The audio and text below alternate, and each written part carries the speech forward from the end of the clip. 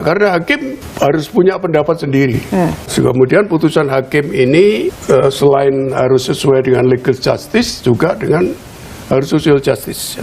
Itu artinya harus mendengarkan kehendak publik itu bagaimana sebenarnya, kan begitu. Menurut Anda, mungkinkah Putri Chandrawati, Ricky Rizal, dan Kuat Ma'ruf ini bisa divonis oleh hakim jauh lebih tinggi dari tuntutan 8 tahun itu? Menurut saya bisa, karena kalau kita melihat struktur peristiwa pidana itu kan menurut terdakwa sendiri, para terdakwa itu kan bermula dari Magelang kan.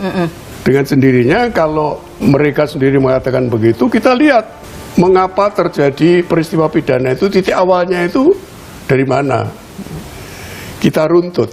Nah kan itu akhirnya kan dari Putri dan dari Kuat Ma'ruf. Kuat Ma'ruf. Sedangkan Ricky Rizal kan memang mengawal dari Magelang ke Jakarta. Jadi sudah tahu, sudah ada perencanaan dari situ, sudah kelihatan. Semuanya 8 tahun semua ya itu, tiga-tiganya. Tiga-tiganya 8 tahun. Nah, istilah Jawanya jomplang. Jomplang itu artinya tidak seimbang ya. Harusnya kalau menurut KUHP itu pasal 55 itu hampir sama hukumannya, harusnya. Dengan Ferdi Sambo? Harusnya ya. Tidak boleh terlalu jauh? Tidak boleh terlalu jauh mestinya. Itu yang jadi masalah ya. Satu lagi adalah Richard Eliezer. Ia adalah eksekutor. Ya. Dan dia disematkan justice kolaborator oleh LPSK karena membuka terang kasus ini. Dia kemudian dituntut 12 tahun penjara. Jauh juga. Ya, kalau disandingkan dengan tuntutan Putri, Kuat Ma'ruf, dan Ricky Rizal, itu seharusnya Eliezer ini ya sama, paling tidak sama lah. Jangan lebih berat, jangan lebih berat ya. Tapi kalau alasan jaksa bahwa dialah yang melakukan penembakan, artinya dia menjadi eksekutor. Ya, dia eksekutor. Jadi posisi Barada Eliezer ini memang agak sulit. Jadi sebenarnya Eliezer ini sebagai alat sebenarnya. Ya. Tapi dia merupakan perbuatan yang secara langsung itu ada kaitannya dengan terbunuhnya si Yosua ya. Mudah-mudahan ya nanti bisa dipertimbangkan oleh hakim ya. Ketika ada terdakwa lain yang kemudian hanya 8 tahun, itu harus dinaikkan, Mereka yang dinaikkan atau Eliezer diturunkan? Ya, kalau menurut saya lebih baik di bawahnya. Oke. Tapi yang 3 ini karena dia ikut merencanakan kok. Jangan di bawah 10 tahun. Jangan di bawah 10 tahun menurut saya ya. Karena dia ikut merencanakan, artinya dia tahu ada rencana itu, dan dia walaupun satu menolak ketika disuruh menembak. Yang terbaru ini ada beberapa lembaga yang kemudian memberikan solidaritas ya terhadap Eliezer dengan memberikan dokumen amicus curiae agar kemudian hukuman Eliezer itu bisa lebih ringan. Seberapa besar dokumen ini itu akan bisa mempengaruhi hakim? Ya tidak ada salahnya hakim memperhatikan itu ya. Dan mempertimbangkannya. Kalau andai kata tidak diperhatikan oleh hakim pengadilan tingkat pertama, ajukan terus sampai tingkat kasasi. Amicus curiae ini bisa dibawa? Amicus curiae terus ikut dalam proses perkara itu. Barangkali nanti ada hakim yang lebih memiliki kebijaksanaan yang tinggi, mungkin bisa mempengaruhi dan dikabulkan ya. Karena antara hakim tingkat pertama dan tingkat kasasi itu, kalau tingkat kasasi kan lebih terbuka pikirannya, harus broad-minded ya. Kasus pembunuhan Brigadir Yosua memasuki babak akhir. Vonis hakim semakin dekat. Sebelumnya, tuntutan jaksa mengundang pro dan kontra di masyarakat. Ferdi Sambo dituntut penjara seumur hidup.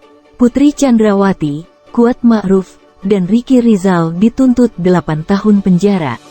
Sementara, Richard Eliezer selaku justice kolaborator, orang yang bekerja sama mengungkap kebenaran, malah dituntut 12 tahun penjara. Apakah vonis hakim nanti akan sesuai harapan publik? Pertama, Niluh berbincang dengan Amsal Sampetondok, paman Ferdi Sambo.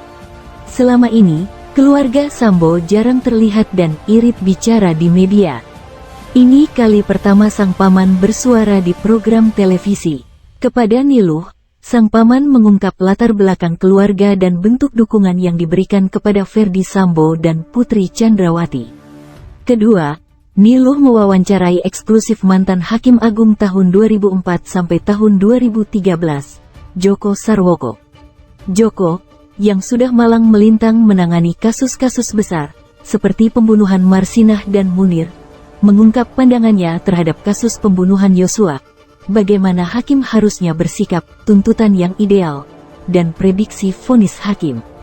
Terakhir, Niluh menemui simpatisan pendukung Richard Eliezer, Eliezer's Angel, untuk menggali soal kegigihan mereka membela Richard Eliezer.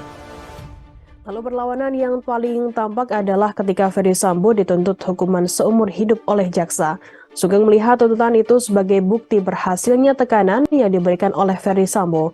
Hal ini terlihat dari tidak adanya hal yang meringankan di tuntutan, namun Sambo hanya dituntut hukuman seumur hidup. Menurut Sugeng, masyarakat awam melihat tuntutan seperti ini akan berpendapat bahwa kalau tidak ada hal yang meringankan harusnya dihukum mati. Namun tidak demikian, menurut Sugeng, justru tidak adanya hal yang meringankan saja dihukum tuntutan seumur hidup. Berarti ketika nantinya ada hal yang meringankan, hukuman Sambo layak untuk diturunkan. Dari tuntutan ini, Sugeng melihat tanda-tanda jaksa memang sengaja memberikan ruang pada hakim untuk mengisi hal yang meringankan ini untuk kemudian menurunkan hukuman Sambo. Menurut Sugeng, hal itu membuktikan bahwa strategi yang dibuat oleh Ferdy Sambo rumit. IPU membaca bahwa scene itu sudah sampai dan sudah terjadi komunikasi bahwa Sambo menginginkan dirinya tidak dihukum berat. Sugeng memperkirakan dengan segala gerilya yang dilakukan oleh Sambo, diprediksi vonisnya tidak akan maksimal alias bukan hukuman penjara seumur hidup maupun hukuman mati.